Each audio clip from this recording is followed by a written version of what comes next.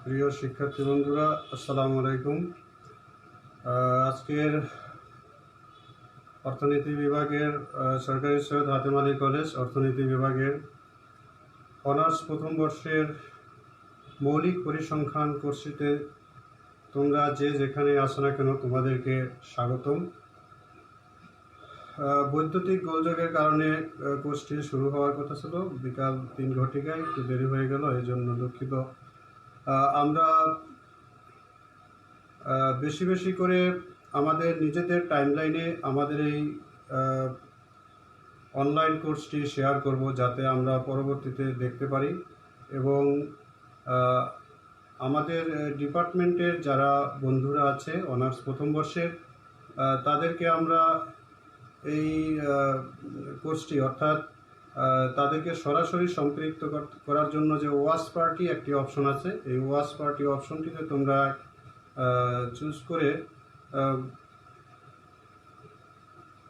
Choose করে এটি ভালোভাবে দেখতে পারো, কয়েকজন মিলে একসাথে দেখতে পারো এবং তোমরা তোমাদের কমেন্টসগুলো করবে। আমি আশা করি তোমাদের কমেন্টসগুলো থেকে আমি আমার সর্বোচ্চ চেষ্টা করব তোমাদের সাথে সম্পৃক্ত থাকার। আমরা আমাদের যে ম্যানুয়াল ক্লাসগুলো ছিল, অর্থাৎ আমাদের করোনা পরিস্থিতি যখন ছিল না, স্বাভাবিক জীবনে আমরা আমাদের কোর্সের প্রায় সিলেবাসই শেষ করে ফেলেছি। তো ইনশাল্লাহ আজকে একটি রিভিউ ক্লাসের আয়োজন আমি করেছি অনলাইনে। সেই রিভিউ ক্লাসটি তোমরা দেখতে পাচ্ছ। আমরা নির্ভরণ বিশ্লেষণ নিয়ে কথা বলবো এখন। মৌলিক পরিসংখ্যানের একটি গুরুত্বপূর্ণ একটি টপিক হচ্ছে রিগ্রেশন অ্যানালাইসিস বা নির্ভরণ বিশ্লেষণ, যেটা আমাদের প্রাত্যহিক জীবনে এবং আমাদের অর্থনৈতিক এবং আমাদের বাস্তব জীবনে খুবই কাজে লাগে এবং এটি অর্থনীতির একটি ইম্পর্টেন্ট টপিকস। তো এটি পরিসংখ্যানের মাধ্যমে আমরা শিখি, কারণ এই টুলসটা অর্থাৎ এই ইনস্ট্রুমেন্ট নির্ভরণ অ্যানালাইসিসের যে বিষয়টা, সেটা আমাদের অর্থনীতির কাজকর্ম করতে গেলে আমাদের প্রায়শই প্রয়োজন হয়। সেই প্রয়োজনের খাতিরেই আমাদের, তোমরা জানো, মৌলিক পরিসংখ্যান কোর্সটি আমাদের অর্থনীতির অনার্স প্রথম বর্ষে সংযোজন করা হয়েছে। তো এই কোর্সটি আমাদের খুবই গুরুত্বপূর্ণ একটি বিষয়, কারণ অর্থনীতি এবং স্ট্যাটিস্টিক্স এই দুটো একটি অপরটির সাথে খুবই অঙ্গাঙ্গিভাবে জড়িত, একটি আরেকটির পরিপূরক। এজন্য আমরা আমাদের আজকের ক্লাসে আমরা পড়ব নির্ভরণ বিশ্লেষণ, যেটাকে আমরা ইংলিশে বলি রিগ্রেশন অ্যানালাইসিস। Regression analysis.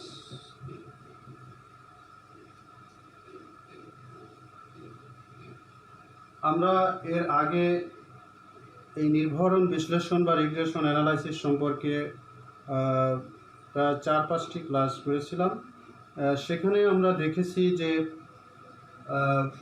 আমাদের পরিসংখ্যানের প্রথম যেই কাজটি শুরু হয় সেটি মূলত নমুনা নিয়ে শুরু হয়, অর্থাৎ আমাদের তথ্য সংগ্রহের প্রক্রিয়া থেকে শুরু করে তথ্যকে সাজানো এবং তথ্যকে বিন্যস্ত করা। এরপরে আমাদের মূলত ওই ডাটাগুলোর উপর, অর্থাৎ আমরা যে তথ্যগুলো সংগ্রহ করি, প্রাথমিক তথ্য হোক বা সেটা মাধ্যমিক তথ্য হোক, সেটার উপর আমরা তত্ত্ব প্রয়োগ করার চেষ্টা করে থাকি, অর্থাৎ থিওরি অ্যাপ্লিকেশন করার চেষ্টা করে থাকি। নির্ভরণ বিশ্লেষণ ঠিক তেমনই একটি প্রায়োগিক দিক, অর্থাৎ ডাটাকে তুমি যদি প্রয়োগ করে দেখাতে চাও, যেটার বাস্তব ফলাফল নিয়ে গবেষণা করতে চাও, তখন আমাদের নির্ভরণ বিশ্লেষণের প্রয়োজন হয়। রিগ্রেশন বা নির্ভরণ কথাটি অর্থ হচ্ছে রিটার্নিং ব্যাক।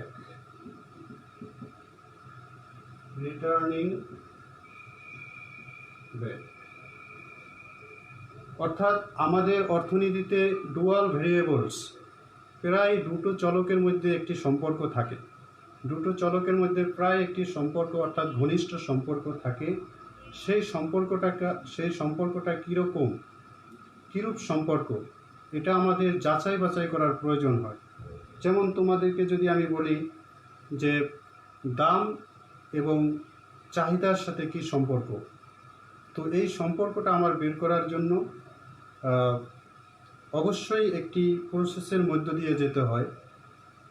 সেরকম একটি প্রসেস আমরা এই নির্ভরণ বিশ্লেষণের মাধ্যমে পাবো। অর্থাৎ দুটো চলকের মধ্যে একটি সম্পর্ক আমরা যদি বের করতে চাই এবং সেই সম্পর্কের প্রকৃতি থেকে সম্পর্কের যে রেজাল্ট, সেই রেজাল্ট থেকে আমরা যদি কোনো একটা সিদ্ধান্তে উপনীত হতে চাই, তখন আমাদের এই নির্ভরণ বিশ্লেষণের প্রয়োজন হয়। যেমন আমি যদি বলি যে প্রাইস অর্থাৎ দাম, এটার সাথে চাহিদার কি সম্পর্ক, অর্থাৎ দামের সাথে চাহিদার কি সম্পর্ক, এটা যদি আমি বের করতে চাই তাহলে কি করা লাগবে? এই সম্পর্কটা বের করার জন্য আমার অনেকগুলো, যে কোনো একটা জিনিসের অনেকগুলো দাম লাগবে, অথবা অনেকগুলো জিনিসের দাম থেকে আমি ওই জিনিসটার চাহিদা সম্পর্কে ধারণা পেতে পারি। একটি সিরিজ অর্থাৎ অনেকগুলো ডাটা থেকে, যেমন তোমাদেরকে আরও যদি ভালোভাবে বুঝিয়ে বলতে চাই, ধরো একটা মানুষের উচ্চতার সাথে কিন্তু তার ব্লাড প্রেশার অর্থাৎ রক্তচাপের সম্পর্ক আছে, কিন্তু এই রক্তচাপের সম্পর্কের সাথে উচ্চতার কি সম্পর্ক? তাহলে আমার এটা জানতে গেলে আমার একটা সিরিজ অফ ডাটা লাগবে, অর্থাৎ অনেকগুলো ডাটা। দেখা গেছে আমি যদি 50 জন মানুষের উচ্চতা নেই, সেই 50 জন মানুষের উচ্চতা থেকে যদি 50 জন মানুষের রক্তচাপের ডাটা নেই, তাহলে আমি দেখতে পারবো যে উচ্চতার সাথে মানুষের রক্তচাপের কি সম্পর্ক। অর্থাৎ উচ্চতা বাড়লে রক্তচাপ কি বাড়ে, বা উচ্চতা কমলে রক্তচাপ কি কমে। আরও যদি তোমাকে আমি বোঝাতে চাই, ধরো এই যে আমরা সেলস করি, বিভিন্ন কোম্পানি তার সেলস বাড়ানোর জন্য মার্কেটিংয়ের একটা অপশন আছে। তারা যত মার্কেটিং বেশি করবে বাজারে জিনিসের, ততই ওই কোম্পানির সেলস বাড়বে। তাহলে দেখা গেছে বিজ্ঞাপনের সাথে বিক্রয়ের অর্থাৎ তার সেলস টার্গেটের একটি সম্পর্ক রয়েছে। এখন তাহলে দেখা গেল কি এই দামের সাথে চাহিদারও একটি সম্পর্ক রয়েছে। আবার অ্যাডভার্টাইজিংয়ের সাথে সেলসেরও একটি সম্পর্ক রয়েছে। সাধারণত যত অ্যাডভার্টাইজিং করবে ততই সেলস টার্গেট বাড়বে। সুতরাং আমরা বলতে পারি, অর্থাৎ দুটো চলকের মধ্যে যে সম্পর্ক, সেই সম্পর্কটাকে যদি আমরা নিরূপণ করতে চাই, আমরা এস্টিমেট করতে চাই, সেক্ষেত্রে আমাদের এই নির্ভরণের সাহায্য নিতে হয়, রিগ্রেশনের সাহায্য নিতে হয়। তাহলে দেখা গেছে এখানে দুটো, অর্থাৎ একটি চলকের তথ্যের উপর ভিত্তি করে অন্য চলকের সম্পর্কে আমরা যেই অনুমান করতে পারি, অন্য চলক সম্পর্কে আমাদের যেই এস্টিমেশনটা আসে, এই দুটোকে যেই সমীকরণের মাধ্যমে প্রকাশ করা হয় সেটাকে বলা হয় নির্ভরণ সমীকরণ বা রিগ্রেশন ইকুয়েশন।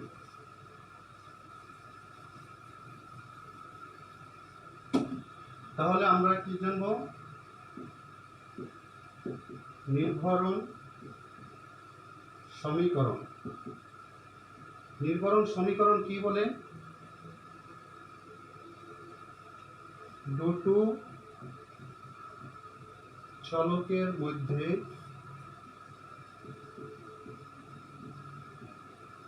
একটি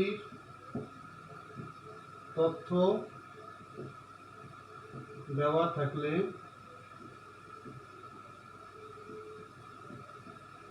অন্যটি সম্পর্কে যে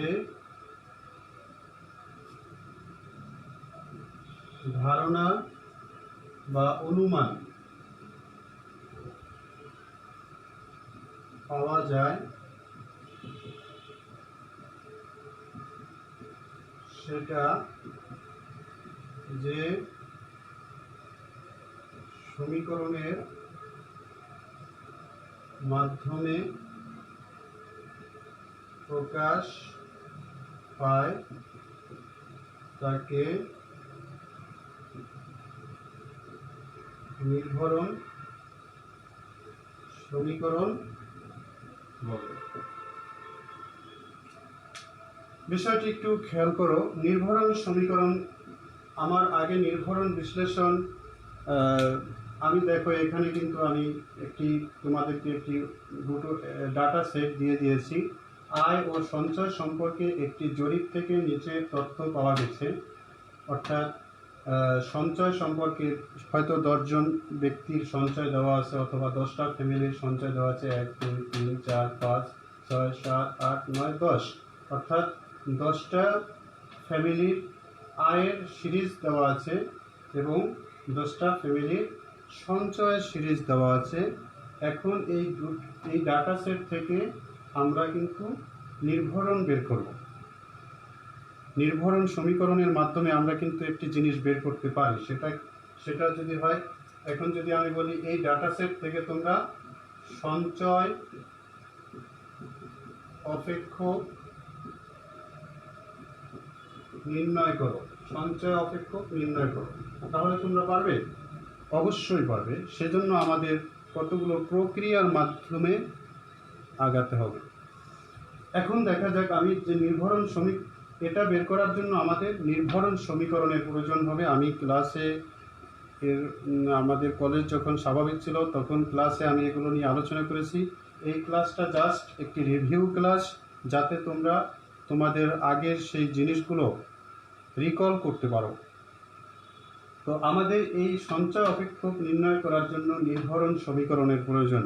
এখন নির্ভরণ সমীকরণ কি সেটা সম্পর্কে আমার ধারণা থাকতে হবে।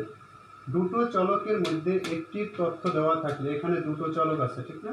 একটি হচ্ছে আয় আর একটা হচ্ছে সঞ্চয়। তোমরা জানো চলক কাকে বলে? যে রাশির মান পরিবর্তনশীল। যে রাশির মান পরিবর্তনশীল সেটাকে চলক বলে, আর যে রাশির মান স্থির থাকে সেটাকে ধ্রুবক বলে। চলক হচ্ছে ভ্যারিয়েবল, ধ্রুবক হচ্ছে কনস্ট্যান্ট।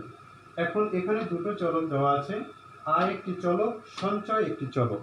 এই দুটো চলকের মধ্যে আমরা যদি একটি সম্পর্ক নির্ণয় করতে চাই, সেই সম্পর্কটা হচ্ছে সঞ্চয় অপেক্ষক, তাহলে আমাদের অবশ্যই সেটা নির্ভরণ সমীকরণের মাধ্যমে বের করতে হবে।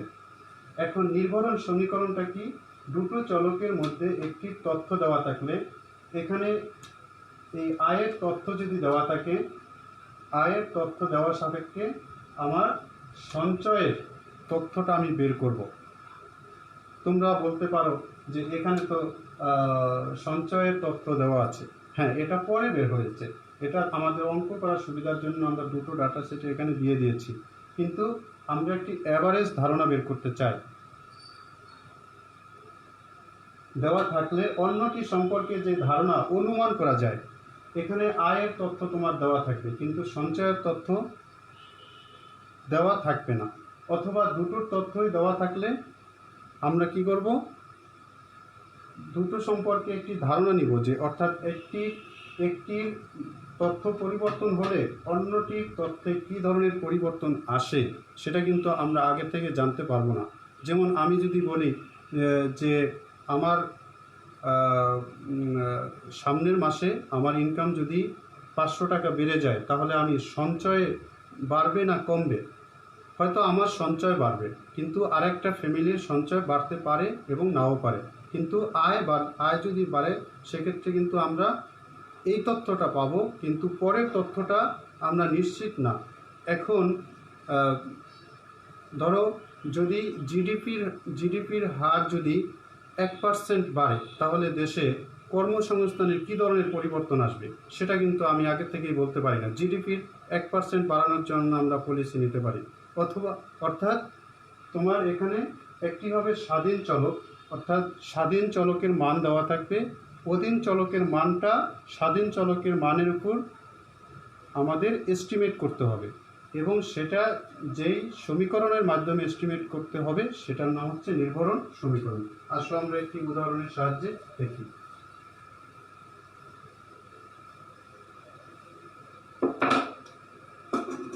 এখানে দেখো সঞ্চয় হচ্ছে এস মানে হচ্ছে সেভিংস থেকে আমরা এটাকে চিহ্নিত করি এস মানে হচ্ছে সঞ্চয়। এখন সঞ্চয়ের সাথে আয়ের কি সম্পর্ক, অর্থাৎ আয়ের সাথে সঞ্চয়ের কি সম্পর্ক, সেটা যদি আমরা এই সম্পর্কটা নির্ণয় করতে চাই, সেক্ষেত্রে একটি অপেক্ষকের প্রয়োজন হয়। সেই অপেক্ষকটা আমরা কীভাবে লিখি? সাধারণত আমরা যদি সম্পর্কটা প্রত্যক্ষভাবে লিখি, তাহলে আমরা লিখি একটা B1Y। এখানে ওয়াই হচ্ছে আয়, B1 হচ্ছে একটা প্রপোর্শন, অর্থাৎ এই আয় কি হারে আয় পরিবর্তন হলে, আয় যদি একটি নির্দিষ্ট পরিমাণে পরিবর্তন হয়, তাহলে এই সঞ্চয়টা কি হারে চেঞ্জ হবে সেটা দেখায় B1। অর্থাৎ এটাকে আমরা স্লোপও বলি, ঠিক না? স্লোপ বলি বা ঢাল বলি।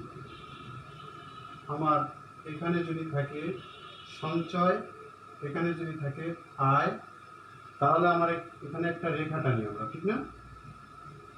রেখা টানি, এইটা হচ্ছে, এই রেখাটাকে আমরা লিখতে পারি S = B1Y।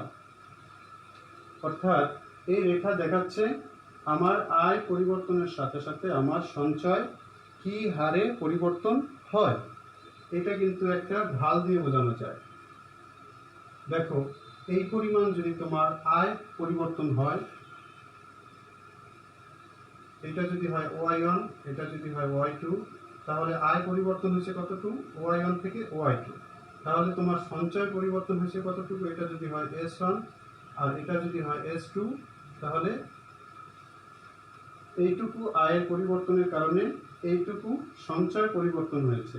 এটা নিরূপণ করার যেই স্কেল, সেটাকে আমরা বলি B1। এটা B1, অর্থাৎ এটা হচ্ছে ঢাল। এই যে চেঞ্জটা, এই চেঞ্জটা হচ্ছে B1। তাহলে এটার আগে আরেকটা জিনিস আছে, এটা হচ্ছে, এটা কিন্তু অরিজিন থেকে এই রেখাটা উৎপত্তি হয়েছে।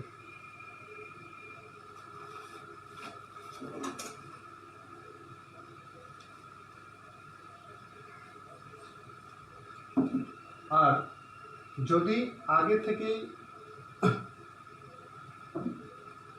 থেকেই যদি একটি সঞ্চয়, অর্থাৎ ইনকামের সাথে যেই সঞ্চয়ের কোনো সম্পর্ক নেই, সবসময় আয় থাকুক আর না থাকুক একটি নির্দিষ্ট পরিমাণ সঞ্চয় করতে হয়, সেটাকে আমরা এ দ্বারা চিহ্নিত করি, ঠিক না? A1। তখন আমার যে অপেক্ষক বা সমীকরণ, সেটা হয়ে যায় A1 + B1Y। অর্থাৎ আয়ের সাথে সাথে, আয় পরিবর্তনের সাথে সাথে আমার সঞ্চয় পরিবর্তন হয়। এটা আমার দুটো জিনিস দিয়ে আমার প্রভাবিত হয়, একটা হচ্ছে A1 আর একটা হচ্ছে B1। এটাকে আমরা বলি স্বয়ংভূত সঞ্চয়, আর এটাকে আমরা বলি প্ররোচিত সঞ্চয়। তাহলে দেখা গেল এই যে আমরা এটার পরিবর্তনের কারণে, অর্থাৎ আয় পরিবর্তনের কারণে সঞ্চয় যে পরিবর্তন হয়, এটার সাথে এটা একটা সম্পর্ক আছে। এইটাকে বলা হয়, এটাকে বলা হয় রিগ্রেসিং S on Y। এখানে আমরা Y এর উপর S কে রিগ্রেস করে আমরা যে সম্পর্কটাকে পেয়েছি, সেই সম্পর্কটা কিন্তু আমরা এই সমীকরণের মাধ্যমে প্রকাশ করে থাকি। এই জন্য এই সমীকরণটার নাম হচ্ছে নির্ভরণ সমীকরণ। এই সমীকরণটার নাম হচ্ছে কি? নির্ভরণ সমীকরণ। তদ্রূপভাবে আমরা যদি ওয়াই কে এস এর উপর রিগ্রেস করি, তখন সমীকরণটা কি হবে? উল্টা, ওয়াই = A1 + B1 S। তখন হচ্ছে ওয়াইকে আমরা এস এর উপরে রিগ্রেস করব, ওয়াইকে আমরা এস এর উপরে রিগ্রেস করব। যাই হোক, এটা নিয়ে আমি এর আগের ক্লাসে আলোচনা করেছি। তো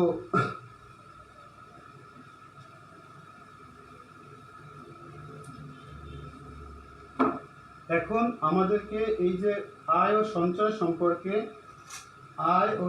সম্পর্কে যে জরিপ ছিল, জরিপ থেকে এই ডাটা সেটটা পাওয়া গিয়েছে। এখন আমাদের এই আয় এবং সঞ্চয় সম্পর্কে যে ডাটা দেওয়া আছে, সেটা থেকে আমাদের একটি সঞ্চয় অপেক্ষক নির্ণয় করতে হবে। তোমরা কি বলতে পারো কিভাবে আমরা সেটি নির্ণয় করব? এর আগের ক্লাসগুলো তোমরা করে থাকলে অবশ্যই পারবে। এখন তাহলে সঞ্চয় অপেক্ষকটা আমার কি হবে? সঞ্চয় অপেক্ষকটা কি দাঁড়াবে? অর্থাৎ আমি যদি এই দুটো ডাটা সেট থেকে আমি এই অপেক্ষকটা বের করতে চাই, তাহলে আমার সমীকরণটা কি দাঁড়াবে? আমি এর আগে একটু আগে লিখেছিলাম, যেহেতু আমি সঞ্চয় অপেক্ষক বের করতে চাই, সেহেতু সঞ্চয়কে আমি আয়ের উপরে রিগ্রেস করব। সঞ্চয়কে আমি আয়ের উপরে রিগ্রেস করব। তাহলে আমরা সঞ্চয়কে চিহ্নিত করেছিলাম এস দ্বারা। এস ইজ ইকুয়াল টু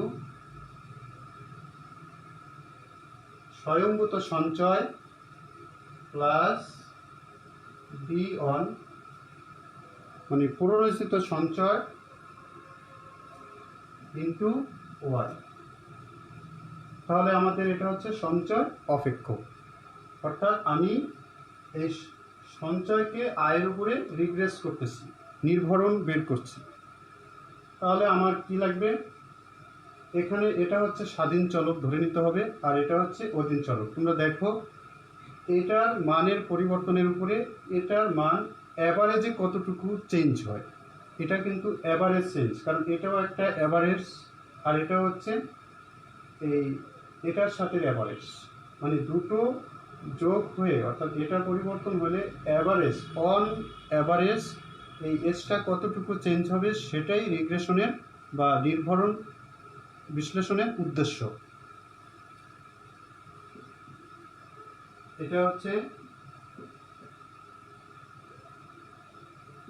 গড় পরিবর্তন, অর্থাৎ গড় পরিবর্তন সেটা আবার অনুমিত, অর্থাৎ আমি আগে থেকে এটা কতটুকু চেঞ্জ হবে সেটা আমি আগে থেকে জানবো না, আমার ডাটা দেওয়া থাকবে শুধু ওয়াই এর।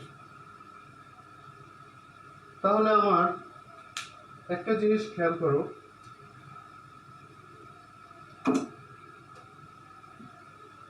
আমার এই সমীকরণের মধ্যে দুটো জিনিস দরকার। একটা হচ্ছে A1 এর ভ্যালু বা মান এবং B1 এর ভ্যালু বা মান, কারণ এই দুটো জিনিস আমার, এই ওয়াই একটি চলক, স্বাধীন চলক, আর এস হচ্ছে অধীন চলক। এখন আমার এই দুটোর মান, এই দুটোকে কি বলে অর্থনীতির ভাষায়? মনে আছে? এই দুটোকে বলে পরামিতি বা প্যারামিটার। A1 এবং B1 এই দুটোকে বলে প্যারামিটার বা পরিমাপক, আর বাংলায় বলে এটিকে পরামিতি। পরামিতি অর্থাৎ এই দুটো একটি আননোন কনস্ট্যান্ট, অর্থাৎ এই দুটো আননোন কনস্ট্যান্ট মানে হচ্ছে এটা একটা স্থির মান, কিন্তু যেই স্থির মানের একজ্যাক্ট ভ্যালু কত সেটা আমরা জানি না। যখন স্থির কোনো রাশির ভ্যালু আমরা জানবো না, তখন সেটাকে বলা হবে পরামিতি। আর যদি এই ভ্যালু দুটো আমরা জানি, তখন সেটাকে বলা হয় ধ্রুবক। যেমন আমরা যদি লিখতাম S is equal to 50 plus 0.75 Y, এখন কিন্তু এই যে A1 এর বদলে 50 লিখেছি এবং B1 এর স্থলে আমরা 0.75, অর্থাৎ এখন এই দুটোর মান স্থির, কিন্তু এই দুটো ভ্যালু আমরা জানি, একটা ভ্যালু 50 আর একটা হচ্ছে 0.75।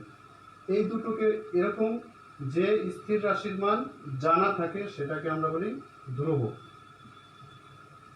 আর এটা যখন আমাদের জানা থাকবে না তখন সেটাকে আমরা বলি পরামিতি। এগুলো বেসিক আইডিয়া, এগুলো তোমাদের জানতে হবে।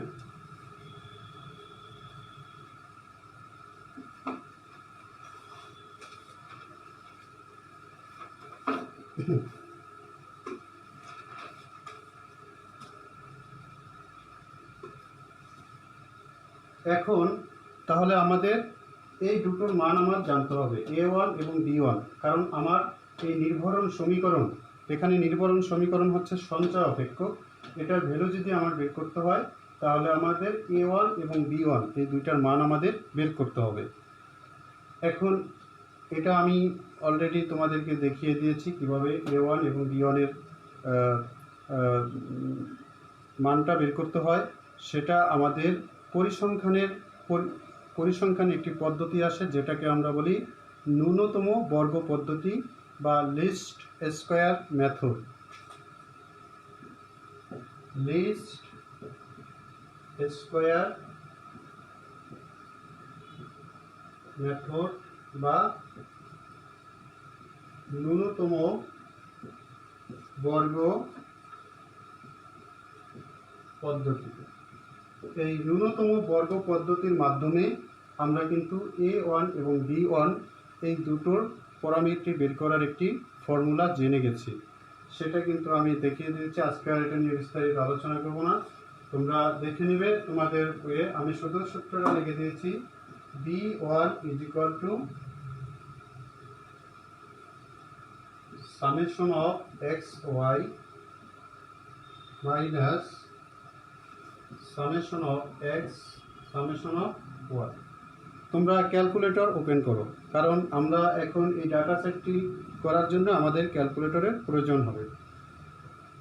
Divided by n divided by summation of x square minus summation of x whole square divided by n। এই যে B1 বের করার এটা হচ্ছে সূত্র।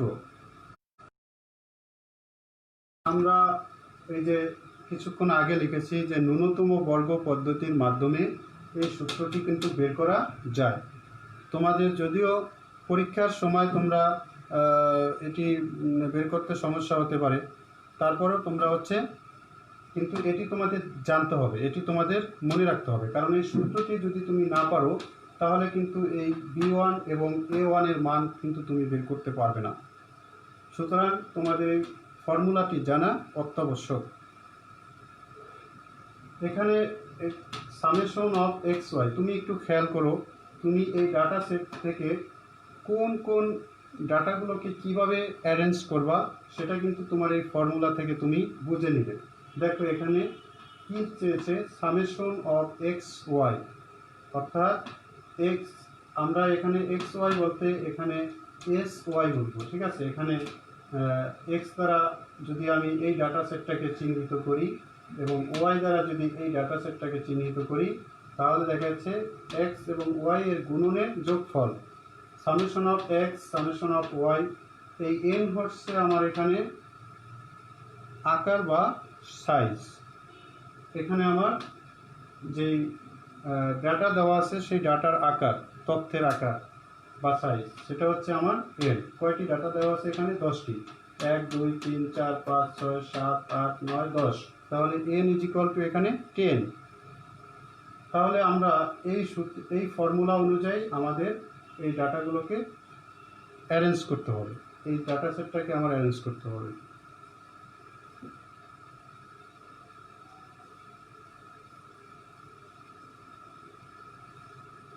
তাহলে আমরা এখানে ধরব সঞ্চয় is equal to X, I is equal to Y, N is equal to 10।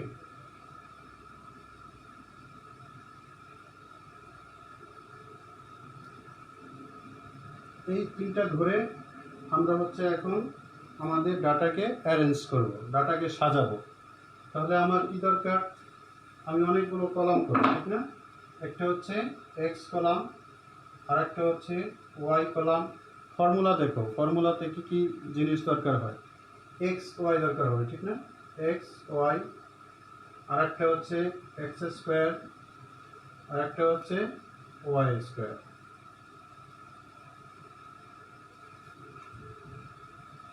তাহলে এই এক্স কি ধরেছিলাম আমরা? সঞ্চয় যেই ডাটাগুলো আছে সেটাকে আমরা এক্স ধরেছিলাম। তাহলে এই ডাটাগুলো আমরা লিখি, অর্থাৎ এগুলো কলাম হবে, ঠিক না? তাহলে কি হচ্ছে, এক্স এর মানগুলো কত? 20 35 13 15 40 10 7 25 30 35। তাহলে এক্স এর ভ্যালুগুলো আমরা এখানে পুট করে দিলাম। তাহলে আমি যদি এক্স এর যোগফল চাই তাহলে তখন সেটা হবে সামেশন অফ এক্স, অর্থাৎ এটাকে যদি আমি যোগ করি তাহলে এই সামেশন অফ এক্স। তার মানে আমার এই তথ্যগুলো আমার এখন যোগ করে যেটা হবে সেটাকে আমরা বলবো কি সামেশন অফ এক্স। তাহলে যোগ করলে কি হয়, তোমরা এটা যোগ করে নাও। 20, একজনই ক্যালকুলেটর বের করো।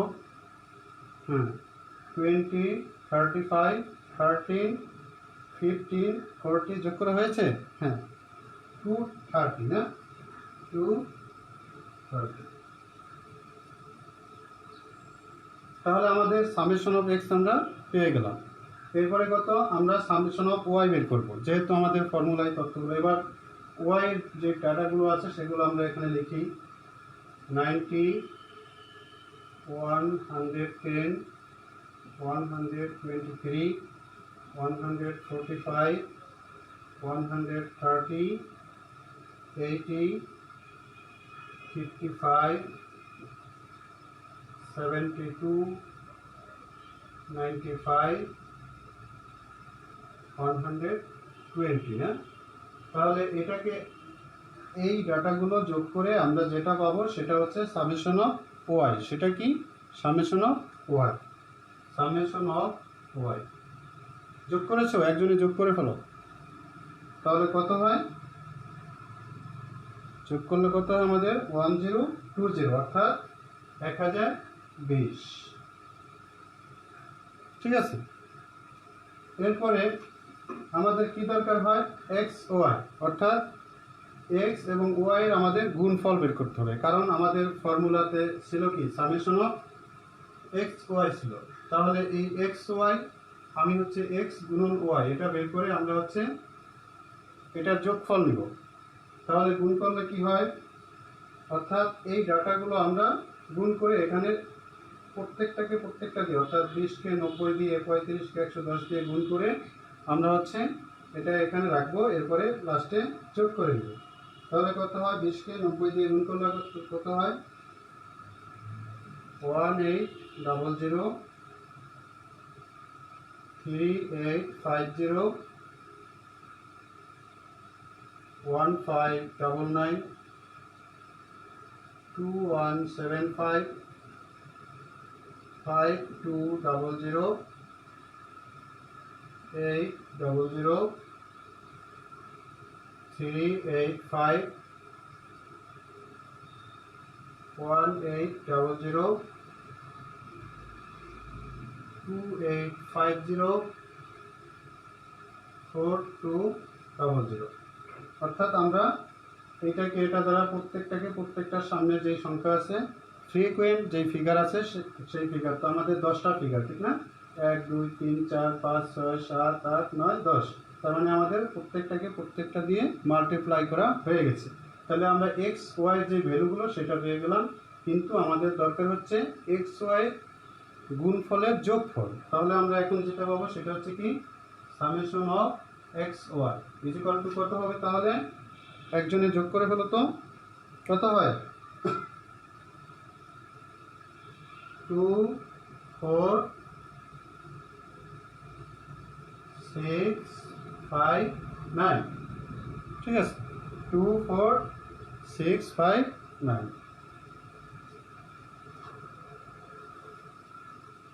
আমাদের আর দুটো কলাম বাকি আছে। আরেকটা ভ্যালু বের করতে হবে আমাদের এক্স স্কোয়ার, আরেকটা হচ্ছে ওয়াই স্কোয়ার না, এই দুটো আমাদের বের করতে হবে।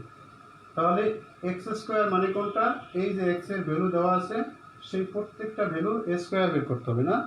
এটা আমাদের বলা হয় প্রত্যক্ষ পদ্ধতি, অর্থাৎ আমরা সরাসরি ডাটাগুলো থেকে বের করতেছি।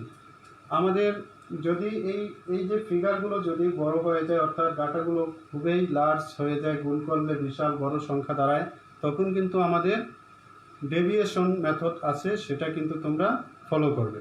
সেটা আমি আরেকদিন অন্য ক্লাসে, ডেভিয়েশন মেথড ফর্মুলা সেম থাকবে, কিন্তু তখন আমরা হচ্ছে ডেভিয়েশন মেথডে, অর্থাৎ এর মধ্যে যে কোনো একটাকে গড় মান ধরে এরপর ডেভিয়েশন মেথড, অর্থাৎ ব্যবধান পদ্ধতি বের করে আমরা এই ডাটাগুলোকে ছোট করে নিব, তখন আমাদের জন্য সহজ হবে।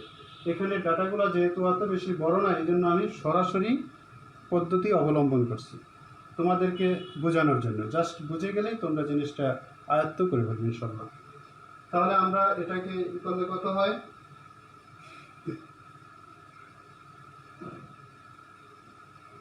400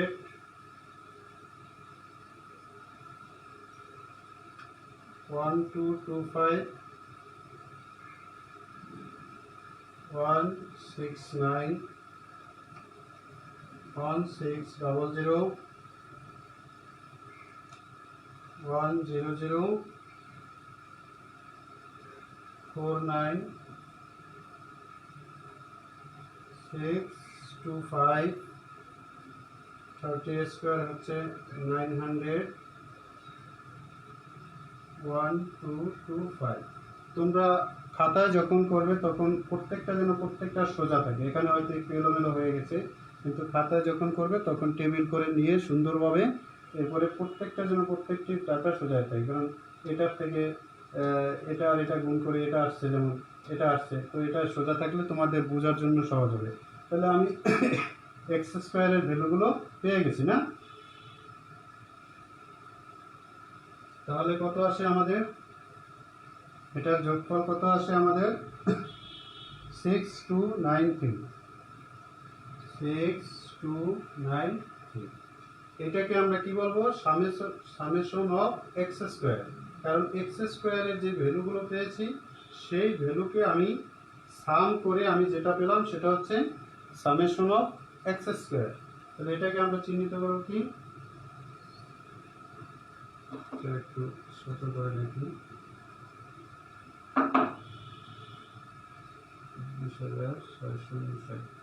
সামেশন অফ এক্স স্কোয়ার।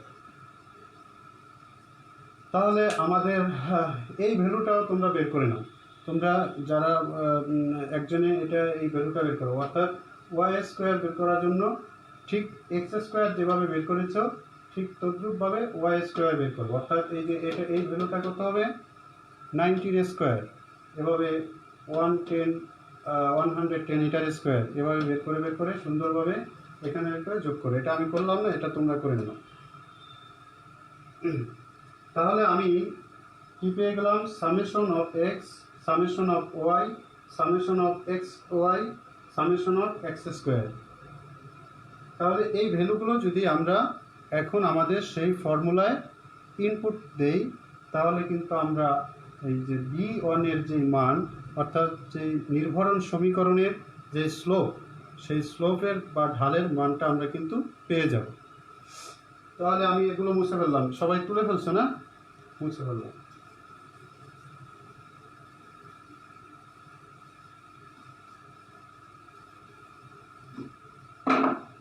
তাহলে আমাদের সেই সূত্রটা কি ছিল, B one is equal to summation of X Y minus summation of X summation of Y divided by N, divided by কত, summation of X square minus summation of X তার হলো whole square divided by N. তাহলে এখন আমরা এই ভ্যালুগুলো আমরা এখানে বসিয়ে দিই। সামেশন অফ এক্স ওয়াই এটার ভ্যালু কত পেয়েছিলাম, এটার ভ্যালু পেয়েছিলাম আমরা 24659। সামেশন অফ এক্স এর ভ্যালু কত পেয়েছিলাম আমরা, 230 গুণন, এটা তো গুণ, summation of X summation of Y. তাহলে সামেশন অফ ওয়াই কত পেয়েছিলাম আমরা, সেটা পেয়েছিলাম আমরা 1030 ডিভাইডেড বাই, ও এটাকে ভাগ আছে, এই যে এন এর ভ্যালু কত, এন আছে না, এন এর ভ্যালু হচ্ছে 10, যেহেতু এখানে ডাটার সেট আছে 10টা, 1 2 3 4 5 এবং 10টা আছে, এন ইজ ইকুয়াল টু 10। এবার হচ্ছে সামেশন অফ এক্স তার হচ্ছে হোল স্কোয়ার। তাহলে সামেশন অফ এক্স কত,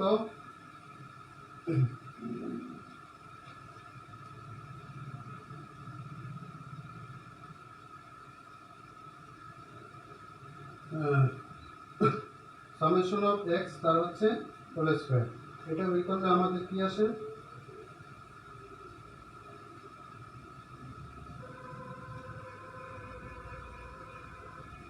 টু থ্রি জিরো না, এটা হচ্ছে হোল স্কোয়ার না, এটা হচ্ছে সামেশন অফ এক্স স্কোয়ার।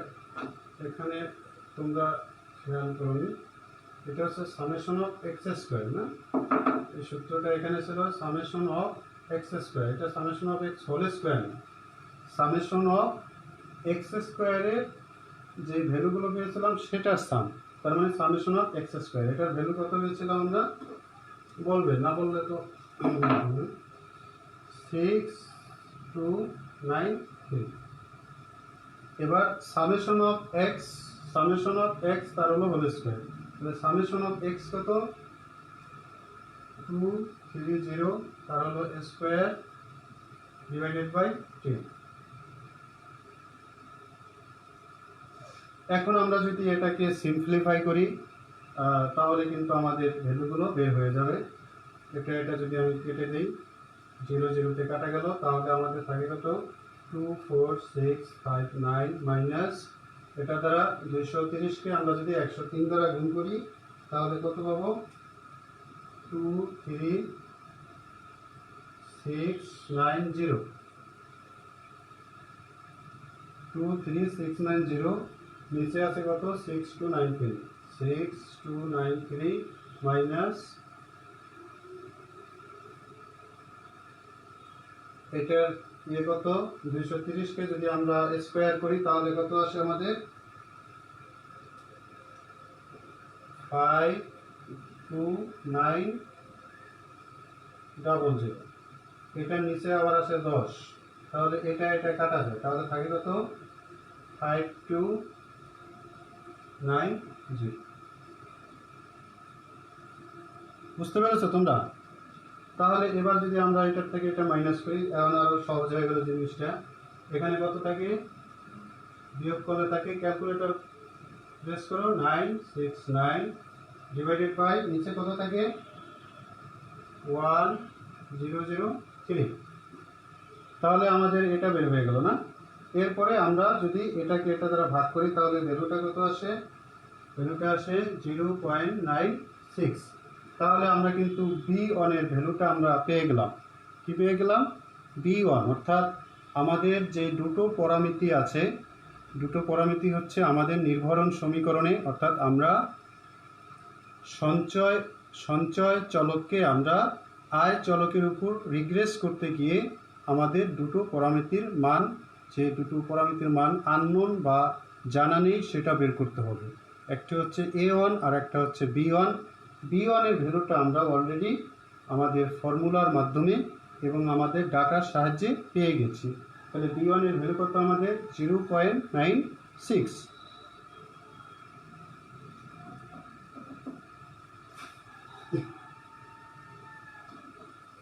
এটা তোমরা, এরপরে আমাদের কি করতে হবে, A1 এর ভ্যালু বের করতে হবে। মনে আছে আমাদের যে নির্ভরণ সমীকরণটি মনে আছে আমাদের, S = কি, A1 প্লাস B1 1। আমরা এটার ভ্যালু পেয়ে গেছি না, 0.96। এখন আমাদের এটার ভ্যালু প্রয়োজন। এটার ভ্যালু কিভাবে বের করতে হয়, এটার ভ্যালু বের করার সূত্র হচ্ছে A1 =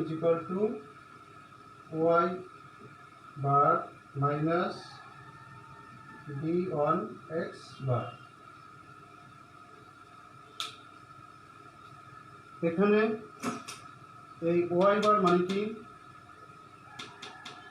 y হেড বা বার, এটা হচ্ছে গড়, অ্যাভারেজ, অর্থাৎ y যে ডাটাগুলো আছে সেটার অ্যাভারেজ না, এটা হচ্ছে অ্যাভারেজ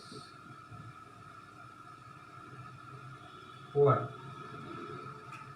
গাণিতিক গড় এটাকে বলি, যেটাকে আমরা বলি y এর গাণিতিক গড়কে, y যে ডাটাগুলো থাকবে সেই ডাটাগুলোর গাণিতিক গড়কে আমরা কি দ্বারা প্রকাশ করে থাকি, y যে ডাটাগুলো থাকবে সেটার গাণিতিক গড়কে আমরা y বার দ্বারা প্রকাশ করে থাকি।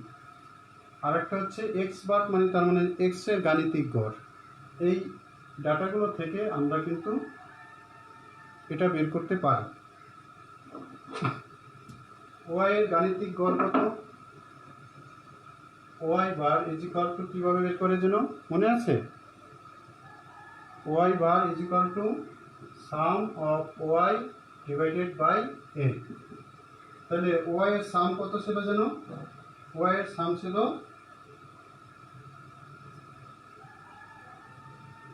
1020 ডিভাইডেড বাই এন এর মান হচ্ছে 10। তাহলে কত দাঁড়ায়? 102। সুতরাং Y bar is equal to 102। তদ্রূপভাবে আমার এক্স বার বের করতে হবে। X bar is equal to কত? Summation of X divided by N. Summation of X কত ছিল? 230। এন এর মান হচ্ছে 10, তাহলে কত? 23। এখন এই এক্স বার আর ওয়াই বারের মান এবং ওই বি ওয়ানের মান, এটা যদি আমি সেই এ ওয়ান বের করার সূত্রে, এ ওয়ান ইজ ইকুয়াল টু কত ছিল? এ ওয়ান কীভাবে বের করে? এ ওয়ান ইজ ইকুয়াল টু কত?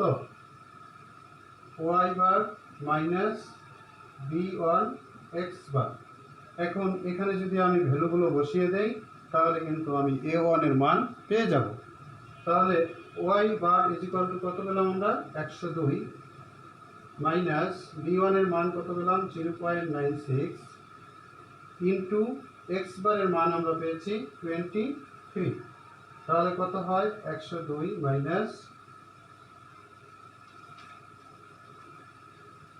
এইটা আর এটা গুণ করলে কত হয়? একজনে গুণ করো। 22.08। তাহলে কত আসে? 79.92। তাহলে আমরা এ ওয়ানের মানও পেয়ে গেলাম 79.92। তাহলে আমরা যদি, আমাদের উদ্দেশ্য ছিল কি, আমাদের সেই সঞ্চয় অপেক্ষক যেটা ছিল সেখানে আমাদের এই দুই আননোন, অর্থাৎ যে আননোন বা অজানা যেই পরামিতি দুটো আছে সেটির ভ্যালু বের করা। তাহলে আমাদের সঞ্চয় অপেক্ষক আমরা পেয়ে যাব। তাহলে আমরা এই দুটোর ভ্যালু তো পেয়ে গেলাম অলরেডি। এখন আমরা এই ভ্যালু দুটো যদি ওই সমীকরণে বসাই তাহলে আমাদের কি আয়ের উপর সঞ্চয়ের যে নির্ভরণ সমীকরণ বা সঞ্চয় অপেক্ষক সেটা আমরা পেয়ে যাব।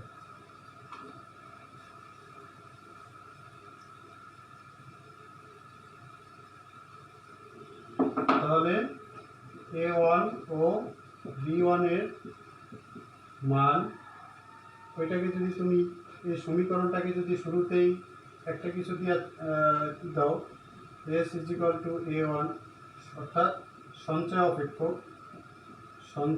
অপেক্ষক ইজ ইকুয়াল টু সঞ্চয় অপেক্ষক S is equal to A one plus B one Y, এটাকে যদি 1 নং সমীকরণ দাও তাহলে যখন এই ভ্যালুগুলো পেয়ে যাবা তখন এই ভ্যালুগুলো ওই 1 নং সমীকরণে বসাবো। এ ওয়ান এর বি ওয়ানের মান 1 নং সমীকরণে বসিয়ে পাই S is equal to A one plus B one Y. A ওয়ানের মান পেয়েছি 79.92 প্লাস বি ওয়ানের মান পেয়েছি 0.96 ওয়াই। এটাই হচ্ছে কি নির্ণেয় সঞ্চয় অপেক্ষক। অর্থাৎ এটা হচ্ছে আমার আয়ের উপর আমার সঞ্চয়ের নির্ভরণ সমীকরণ। আমরা এতক্ষণ যে নির্ভরণ সমীকরণ নিয়ে আলোচনা শুরু করেছিলাম যে আমরা নির্ভরণ সমীকরণ কিভাবে ডাটা দেওয়া থাকলে সেখান থেকে বের করা যায়, আমরা কিন্তু সেই কাঙ্ক্ষিত লক্ষ্যে পৌঁছে গেলাম। এভাবে অন্যান্য ডাটা দেওয়া থাকলেও তাহলে দেখো তোমার এই নির্ভরণ সমীকরণ কি বলে। এই নির্ভরণ সমীকরণ থেকে আমরা এই যে এটা বের করলাম, এটা কিন্তু একটি ফল, একটা রেজাল্ট, একটা টার্গেট। অর্থাৎ এটা থেকে বলে আয় যদি একটি নির্দিষ্ট পরিমাণে পরিবর্তন হয়, ঠিক আছে, তাহলে এই পরিমাণ অর্থাৎ এই হারে একজন লোক সেভ করে বা সঞ্চয় করে। যদিও এখানে ফিগারটা একটু অ্যাবনর্মাল দেখাচ্ছে, অনেক বড় অংশ, যে কাউ যদি 100 টাকায় ইনকাম করে তাহলে 96 টাকায় সঞ্চয় করবে, তার মানে এই ডাটাটার মধ্যে ভুল আছে। তো এরকম এটাও একটা আমাদের কি বলে, এটাও আমাদের একটা প্রাপ্তি, যে ডাটা দেওয়া থাকলেই যে ওটা ঠিক আছে সেটা কিন্তু আমরা বলতে পারবো না। কারণ আমাদের রিগ্রেশন সমীকরণ অর্থাৎ নির্ভরণ সমীকরণ কিন্তু আমাদের সেই জিনিসটাই শিক্ষা দেয় যে আমাদের ডাটা থেকে আমরা কিভাবে একটি সমীকরণ বের করে আমরা সিদ্ধান্ত নিব। তাহলে দেখো কি হলো, যে এই হারে তাহলে আমরা এটা লিখতে পারি, আয় একটি নির্দিষ্ট পরিমাণে আয় পরিবর্তন হলে সঞ্চয় সঞ্চয় সঞ্চয় গড়ে কত পরিবর্তন হয়, সঞ্চয় গড়ে পরিবর্তন কত হয়। তাহলে ধরো এখন ওয়াই এর মান যদি 100 হয়, ঠিক না, ওয়াই ভ্যালু যদি 100 হয় তাহলে এই এস এর ভ্যালু কত হতে পারে এই সমীকরণ থেকে? 0.96 গুণ হচ্ছে 100, 96, তাহলে 100 s is equal to 79.92 plus 0.96 100। তার মানে দেখো এই আয়টা কিন্তু স্বাধীন, অর্থাৎ এইটার কোনো ভ্যালু ফিক্স নাই, এটা চলো এটা স্বাধীনভাবে পরিবর্তন হওয়ার প্রেক্ষিতেই তোমার এটা চেঞ্জ হবে। এই জন্য আমরা শুরুতে বলেছিলাম, নির্ভরণ সমীকরণের সংজ্ঞায় বলেছিলাম যে একটি চলকের মান দেওয়া সাপেক্ষে অন্য চলক কিভাবে পরিবর্তন হবে, এটা কিন্তু গড় পরিবর্তন না, শুধু গড়ে কতটুকু পরিবর্তন হবে সেই রেসপন্স বা সেটা আমরা যদি জানতে চাই তাহলে আমাদের এই নির্ভরণ সমীকরণের মাধ্যমে বের করতে হবে। তাহলে নির্ভরণ সমীকরণের মাধ্যমে আমাদের অর্থনীতির ডুয়াল ভেরিয়েবল বা দ্বিচলকের অনেক সম্পর্কই আমরা বের করি এবং আমরা সিদ্ধান্ত প্রণয়নের ক্ষেত্রে এটা আমাদের জন্য খুবই ইউজফুল একটি ক্রাইটেরিয়া। সুতরাং আমরা বেশি বেশি এই জিনিসগুলো করব।